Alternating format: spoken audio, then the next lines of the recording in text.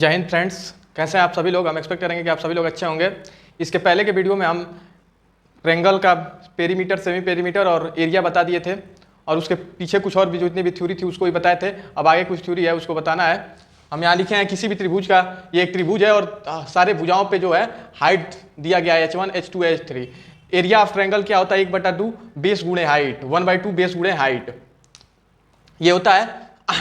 आइए इस पे हमको पहले ये देखना है कि किसी भी त्रिभुज में सबसे जो छोटी भुजा होती है उस पर सबसे बड़ी ऊंचाई होती है तथा सबसे जो बड़ी भुजा होती है वो सबसे छोटी ऊंचाई होती है। हम इसके पहले बताए थे किसी भी त्रिभुज में जो सबसे बड़ा कोण होता है उसके सामने सबसे छोटी बड़ी भुजा होती है और जो सबसे छोटा कोण होता है उसके सामने सबसे छोटी भुजा होती है। और यहाँ ये है कि जो सबसे किसी भी त्रिभुज में सबसे जो बड़ी भुजा होती है उस पर सबसे छोटी हाइट होती है और जो सबसे छोटी भुजा होती है उस पर सबसे बड़ी हाइट होती है। आइए हम इसको प्रूव करते हैं कि कैसे होता है।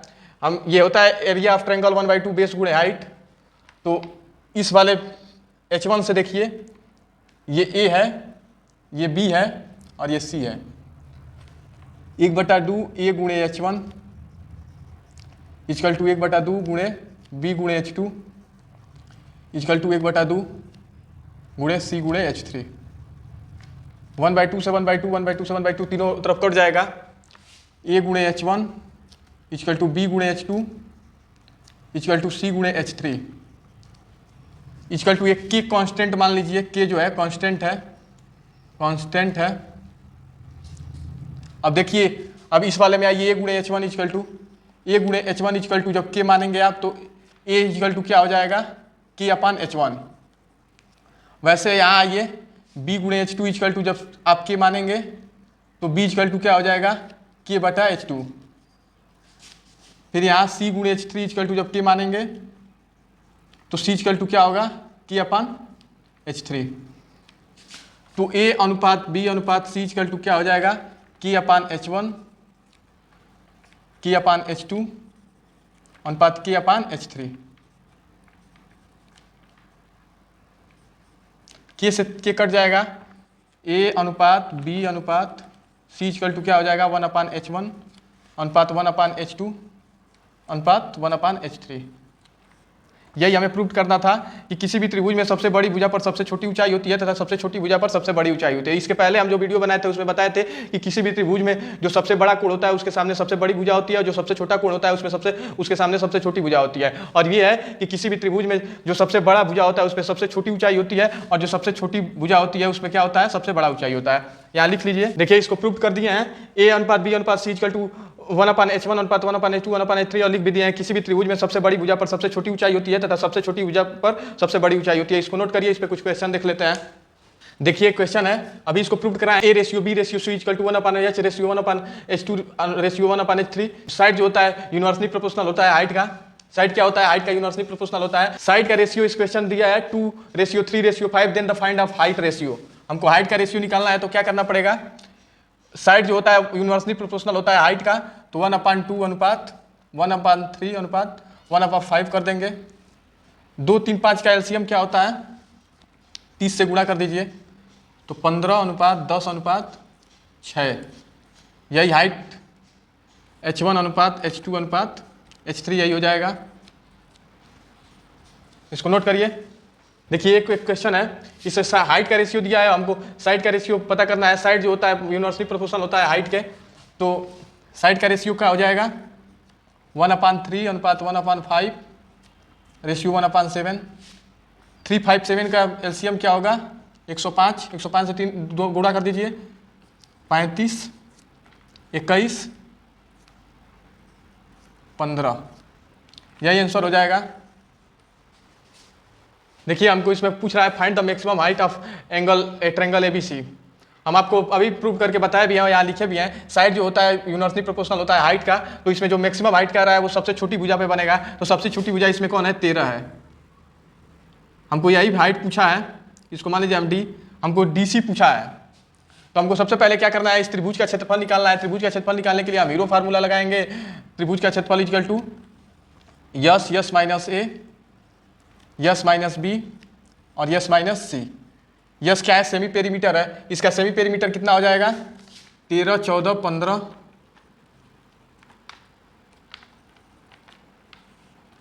21 सेंटीमीटर हो जाएगा। तो यहाँ रखिए 21 माइनस 13, 21 माइनस 14, 21 माइनस 15। एरिया आएगा 84 सेंटीमीटर स्क्वायर। और हमको निकालना क्या है, एच मैक्स निकालना है। तो 84 इक्वल टू किसी भी त्रिभुज का एरिया ऑफ ट्रायंगल क्या होता है, एरिया ऑफ ट्रायंगल 1/2 बेस गुणे हाइट, बेस गुणे हाइट। तो एरिया कितना है 84 सेंटीमीटर स्क्वायर और 1/2 बेस कितना है, इसका बेस क्या है, जो मैक्सिमम हाइट पूछा है इसका बेस क्या होगा 13 हो जाएगा। और एच मैक्स हमको निकालना है।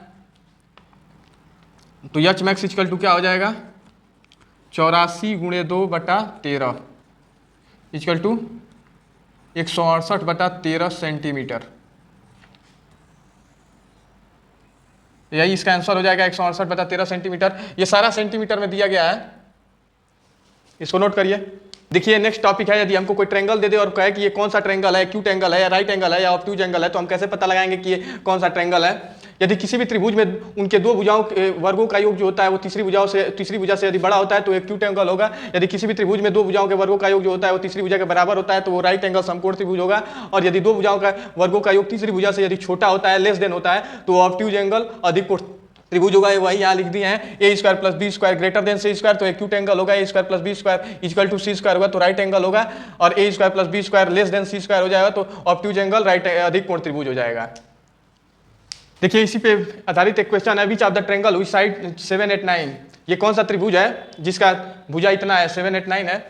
तो दो भुजाओं के वर्गों का योग निकालिए। 7 का स्क्वायर क्या हो जाएगा 49 हो जाएगा, 8 का स्क्वायर कितना हो जाएगा 64 हो जाएगा और 9 का स्क्वायर कितना हो जाएगा 81 हो जाएगा।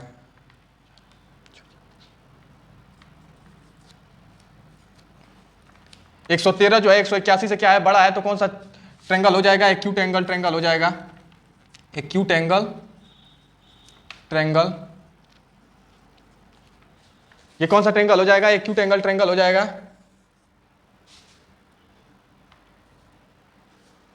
देखिए इसी पे बेस्ट एक क्वेश्चन है, which of the triangle which side 6, 8 और 10।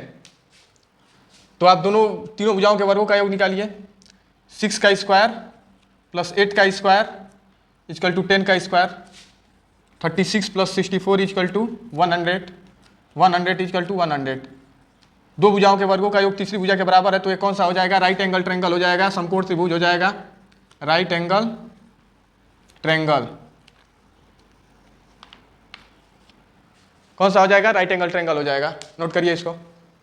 हम लोग का नेक्स्ट टॉपिक है ट्रिपलेट। ट्रिपलेट होता क्या है, ट्रिपलेट जो होता है वो समकोण त्रिभुज जो भी राइट एंगल ट्रायंगल होता है उसका समझिए कि एक अनुपातिक मान होता है जिससे हमको क्वेश्चन को सॉल्व करने में बहुत आसानी हो जाती है।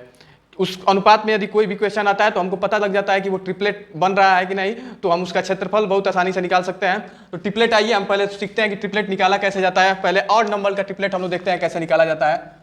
ऑड ट्रिपलेट, 3 का हम ट्रिपलेट निकालना है। किसी भी संख्या ऑड नंबर का यदि हमको ट्रिपलेट निकालना होता है तो पहले उस संख्या को ले लेते हैं, उसका वर्ग कर देते हैं।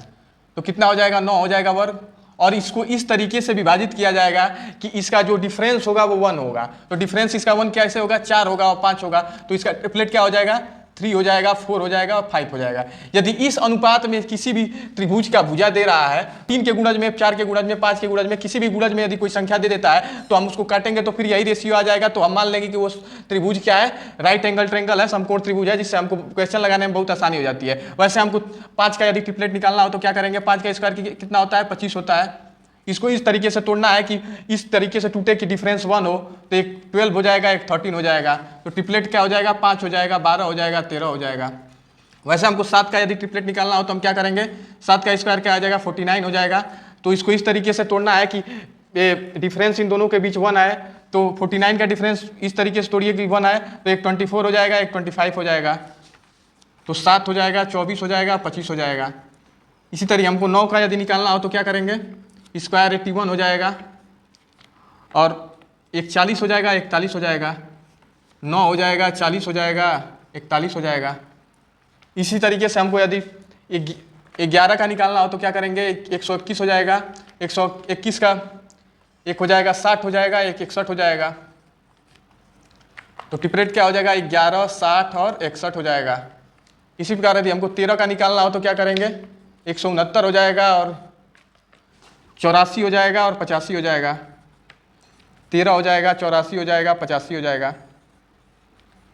इस तरीके से आप ट्रिपलेट निकाल सकते हैं। और ये जो भी ट्रिपलेट हम बता रहे हैं ये बहुत इंपॉर्टेंट ट्रिपलेट है, हमको इस तरीके से निकालना नहीं है, हमको ये ट्रिपलेट याद रखना है एकदम कि कभी भी इस तरीके का क्वेश्चन आए तो हमको लग जाए कि हाँ वो राइट एंगल ट्रायंगल है। तो इस ट्रिपलेट को हमेशा याद रखना है। 3 4 5 5 12 13 7 24 25 90 9 होगा, 90 नहीं होगा, 9 होगा, 9 40 41 11 60 61 और 30 84 और 85।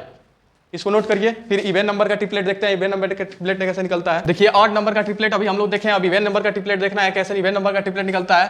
तो इवन नंबर में सबसे पहले 4 ले लेना है। 4 का स्क्वायर कितना हो जाएगा, 16 हो जाएगा। और इवन नंबर का जब ट्रिपलेट निकाल जाता है तो उसको वर्ग करके उसका आधा कर दिया जाता है। इसका आधा करेंगे तो कितना आ जाएगा, 8 हो जाएगा। अब 8 को इस तरीके से तोड़ना है कि इनका डिफरेंस जो है 2 आए डिफरेंस। इसके पिछले जब इवन ऑड नंबर का ट्रिपलेट हम निकाल रहे थे तो उसका वर्ग कर दे रहे थे और उसके बाद उसका डिफरेंस 1 आना था। इसमें स्क्वायर निकालने के बाद 2 से डिवाइड करेंगे, उसके बाद इनका डिफरेंस जो आना चाहिए वो 2 आना चाहिए। तो क्या होगा, 3 आ जाएगा और 5 आ जाएगा। तो इसका ट्रिपलेट क्या हो जाएगा, 3 4 5। ऐसे निकालिए 6 का 6 का स्क्वायर कितना हो जाएगा, 36 हो जाएगा। 2 से भाग दीजिए 18। 18 को ऐसा तोड़िए कि इनका डिफरेंस 2 आए तो 8 हो जाएगा, 10 हो जाएगा। 6 होगा, 8 होगा, 10 होगा। फिर आप 8 का निकालिए, 8 का 64 हो जाएगा। 64 से 2 से भाग दीजिए 32। 32 का क्या हो जाएगा, 15 हो जाएगा, 17 हो जाएगा। तो ट्रिपलेट क्या हो जाएगा, 8 15 17। 10 का निकालिए, 10 का तो वही आ जाएगा फिर से कट के।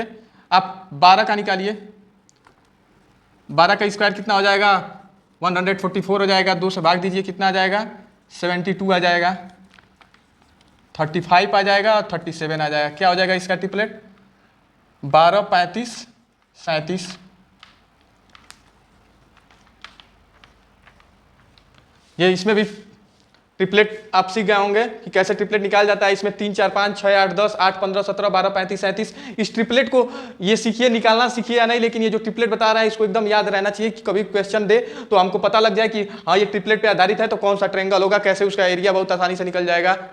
देखिए ऑड और इवन दोनों को कंपाइल करके जो इंपॉर्टेंट ट्रिपलेट है हम उसको लिख दिए हैं। ये इंपॉर्टेंट ट्रिपलेट हमेशा याद होना चाहिए क्योंकि इससे हमेशा ज्यादातर क्वेश्चन इस ट्रिपलेट से पूछा जाता है। तो इस ट्रिपलेट को हमेशा 1 बार 2 बार 3 बार आप लोग देखेंगे तो ये ट्रिपलेट याद हो जाएगा। ये ट्रिपलेट जिसको सबसे ज्यादा कंठस्थ होता है उसके लिए क्वेश्चन लगाने में बहुत आसानी हो जाएगा। इसको नोट कर लीजिए। देखिए ट्रिपलेट इस पर भी आधारित होता है। ये भी एक ट्रिपलेट का ही रूप है। यदि इसका जो लंब है वो a square minus B square हो, जो हाइपोटेनियस है a स्क्वायर बी स्क्वायर हो और जो बेस हो 2ab हो, तो ये भी एक ट्रिपलेट का ही रूप होता है। इसको भी नोट कर लीजिए। देखिए ट्रिपलेट पे बेस्ड एक क्वेश्चन है, इसको कैसे लगाएंगे। हम इसको काट रहे हैं 3 से 4 से, 4 से कटेगा तो यहाँ 3 आ जाएगा, ये 4 से कटेगा तो यहाँ 4 आ जाएगा। और अभी हम आपको ट्रिपलेट कहते हैं कि आप लोग ट्रिपलेट याद कर लीजिएगा। तो यहाँ 3 है 4 है तो एक ट्रिपलेट बनता है 3 4 5 3 4 5। तो क्या है, 3 यहाँ है 4 यहाँ है तो यहाँ क्या हो जाएगा, 5 हो जाएगा। और हम किससे काटे हैं, अभी 4 से काटे हैं तो 4 से इसमें गुणा कर दीजिए तो यहाँ क्या आ जाएगा, 20 सेंटीमीटर आंसर हो जाएगा इसका। इसका आंसर क्या हो जाएगा, 20 सेंटीमीटर हो जाएगा। ट्रिपलेट याद रखना इसीलिए जरूरी है, आप 20 सेंटीमीटर इसको नोट करिए। देखिए एक क्वेश्चन है ट्रिपलेट पे आधारित है। देखिए इतना बड़ा बड़ा संख्या दिया है, यदि आप इसको निकालने लगेंगे hypotenuse a square plus B square equal to c square करके तो बहुत सारा टाइम निकल जाएगा। इसीलिए ट्रिपलेट जरूरी होता है। इसको 5 से भाग करेंगे तो यहाँ 5 आ जाएगा, इसको 5 से भाग करेंगे तो यहाँ 12 आ जाएगा। और अभी हम ट्रिपलेट एक बताए थे, क्या होता है 5 12 13 का एक ट्रिपलेट होता है। क्या होता है, 5 12 और 13। आप लोग ट्रिपलेट में जाके देखिएगा, अभी हम बताए थे 5 12 13। तो यहाँ क्या हो जाएगा, 13 हो जाएगा। हम इसको 5 से काटे हैं तो यहाँ 5 से गुणा कर दीजिए, 13 5 क्या हो जाएगा, 65। इसका आंसर हो जाएगा। जिससे आप भाग देंगे उसको फिर ट्रिपलेट में उसी संख्या से आपको गुणा कर देना है। नोट करिए इसको। देखिए एक क्वेश्चन है, ये 29 से कट जाएगा, 29 दूना 58, 29 तिया 87। अच्छा अब देखिए इसमें हम आपको 2 और 3 से रिलेटेड कोई ट्रिपलेट नहीं बताए हैं। तो इस तरीके का क्वेश्चन में क्या किया जाता है, काट देंगे संख्या को तो छोटा हो जाएगा। ये 29 से कट रहा था दोनों संख्याएं, तो हम इन दोनों संख्याओं को 29 से काट दिए हैं, 2 और 3 आ गया। अब हमको यहाँ निकालना है इसका, तो हम 29 से सबसे पहले क्या करेंगे, गुणा कर देंगे। और हम उस a square plus B square equal to c square वाला जो फार्मूला है उसको लगा देंगे। तो यहाँ अंडर रूट क्या हो जाएगा, 2 का स्क्वायर प्लस 3 का स्क्वायर, 29 4 प्लस 9, 29 अंडर रूट 13, यही आंसर हो जाएगा। यदि ऐसा कोई नंबर दे देता है जो ट्रिपलेट पे नहीं बैठता है तो आप सबसे पहले काम ये करिएगा कि उसको काट के छोटा कर दीजिएगा। छोटा कर लेंगे तो उस सबसे अच्छा काम ये होगा कि आपको कैलकुलेशन में ज़्यादा दिक्कत नहीं होगी। तो इस तरीके का क्वेश्चन दिया है तो हम सबसे पहले इसको काट के छोटा कर लिए हैं, 29 दूना 58, 29 तिया 87, उसके बाद हम इसका हाइपोटेनियस निकाल दिए हैं। नोट करिए इसको। देखिए हमारा नेक्स्ट टॉपिक है साइन रूल। साइन रूल वहां लगाया जाता है जब किसी त्रिभुज में दो कोण और एक भुजा दिया गया होता है और कोई तीसरा मान पूछा जाता है तो वहां साइन रूल लगाया जाता है। साइन रूल लगाने के तभी लगाया जाएगा जब कम से कम दो कोण और एक भुजा दिया गया हो। पहले देखिए A upon sine A equal to B upon sine B equal to C upon sine C equal to 2r। अच्छा ये कहां से आता है? ये परिवृत्त की त्रिज्या से लिया गया है। परिवृत्त जब सरकम सेंटर हम आप लोगों को बताएंगे तब उस समय हम आप लोगों को ये चीजें बता देंगे, या रफली थोड़ा सा इसको जान लीजिए कैसे होता है। आप पहले ये समझिए कि परिकेंद्र क्या होता है, परिवृत्त क्या होता है, सरकम सेंटर क्या होता है। सरकम सेंटर का निर्माण जो होता है वो भुजाओं के लंब समद्विभाजक से होता है और उसमें शीर्ष से केंद्र के बीच लंबवत दूरियां जो होती हैं आपस में बराबर होती हैं। ये इसकी तीन भुजा है, इसके लंब समद्विभाजक किसी बिंदु पर मिलेंगे, इस बी भुजा के भी लंब समद्विभाजक किसी बिंदु पर मिलेंगे और ए भुजा के भी लंब समद्विभाजक किसी बिंदु पर मिलेंगे। तो तीनों जिस बिंदु पर मिलेंगे लंब समद्विभाजक वहीं परिकेंद्र का निर्माण हो जाएगा। और परिकेंद्र मान लीजिए यहाँ परिकेंद्र का निर्माण हो गया है तो परिकेंद्र में केंद्र और शीर्ष के बीच जो लंबवत दूरियां होती हैं वो आपस में क्या होती हैं? बराबर होती हैं। परिकेंद्र में केंद्र से शीर्ष के बीच जो लंबवत दूरियां होती हैं वो आपस में बराबर होती हैं और परिकेंद्र की त्रिज्या को कैपिटल आर से डिनोट किया जाता है।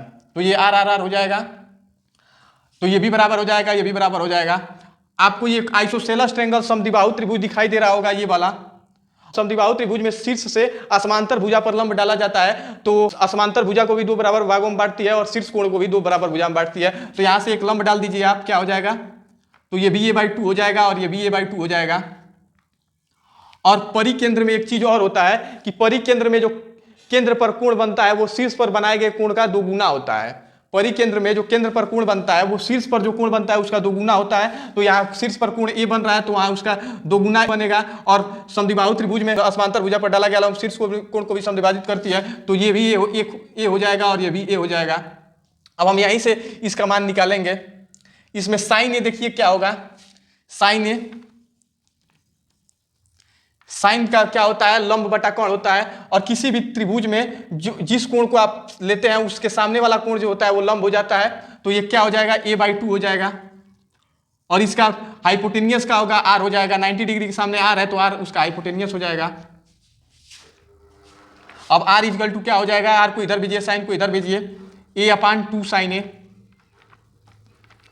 तो साइन ए इक्वल टू क्या हो जाएगा? a/sin A equal to 2r हो जाएगा। a/sin ए इक्वल टू क्या हो जाएगा? 2r हो जाएगा। यही हम लिखे हैं a/sin A equal to 2r। हम इससे किए हैं, फिर आप इस त्रिभुज से कर सकते हैं, फिर इस त्रिभुज से कर सकते हैं। तो यही जब इस त्रिभुज से आप करेंगे तो b/sin b equal to 2r आ जाएगा। जब इस त्रिभुज से करेंगे तो c/sin c equal to 2r आ जाएगा। ये आप एक बार और देख लीजिए कि ये a/sin A equal to 2r आता कैसे है। हम आपको जब सरकम सेंटर परिवृत्त की त्रिज्या पढ़ाएंगे तो उस समय आपको बता देंगे कि किसी भी त्रिभुज में परिवृत्त का जो निर्माण होता है वो उस त्रिभुज के भुजाओं के लंब समद्विभाजक जिस बिंदु को मिलते हैं उससे परिवृत्त का निर्माण होता है। और परिवृत्त में केंद्र से शीर्ष के बीच लंबवत दूरियां जो होती हैं वो आपस में बराबर होती हैं। तो मान लीजिए एक ए बी भुजा है, BC भुजा है, AC भुजा है और BC भुजा है। यहाँ से एक लंब समद्विभाजक आके यहाँ बिंदु पर मिलता है, इस भुजा का लंब समद्विभाजक बिंदु आके यहाँ मिलता है और इस भुजा का लंब समद्विभाजक बिंदु आके यहाँ मिलता है। तो वहाँ परिवृत्त का एक निर्माण हो जाएगा। परिवृत्त में केंद्र से शीर्ष के बीच लंबवत दूरियां जो होती हैं वो आपस में बराबर होती हैं और परिवृत्त की त्रिज्या को कैपिटल R से डिनोट किया जाता है। तो वही R R R तीनों R बराबर हो जाएगा।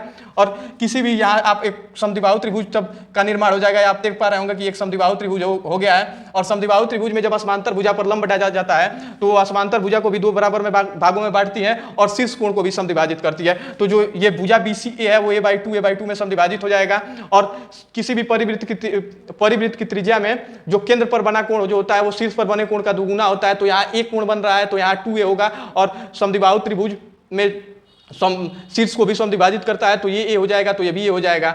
और फिर अब फार्मूला लगाइए साइन ए के लिए। साइन ए इक्वल टू क्या होता है? लंब बटा कोण होता है। तो किसी भी त्रिभुज में जिस कोण के सामने वाली भुजा होती है वो लंब होता है। तो a/2 और हाइपोटेनियस इसका r हो जाएगा। r को इधर भेज दीजिए, a/2 sin a r equal to, तो 2r इक्वल टू क्या हो जाएगा? a/sin a हो जाएगा। वही हम यहाँ लिखे हैं। जब आप इस त्रिभुज से करेंगे तो a/sin a equal to 2r आ जाएगा। जब आप इस त्रिभुज से करेंगे तो फिर b/sin b equal to 2r आ जाएगा। जब आप इस त्रिभुज से करेंगे तो c/sin c equal to 2r आ जाएगा। आगे अब आप इसको देखिए, A upon sine A equal to B upon sine B equal to C upon sine C. यहाँ हम एक कोई कांस्टेंट मान लेते हैं के। इन तीनों को आप बारी बारी से A upon sine equal to K करेंगे, फिर B upon sine B equal to K करेंगे, C upon sine B sine C equal to K करेंगे, तो ए इक्वल टू क्या हो जाएगा के sine A, B equal to क्या हो जाएगा के साइन सी, के sine B, C equal to क्या हो जाएगा के साइन सी। ए अनुपात बी अनुपात सी इक्वल टू क्या हो जाएगा के sine A ratio K sine B ratio K sine C. K से कट जाएगा तीनों तरफ, तो A ratio B ratio C equal to क्या हो जाएगा sine A ratio sine B ratio sine C.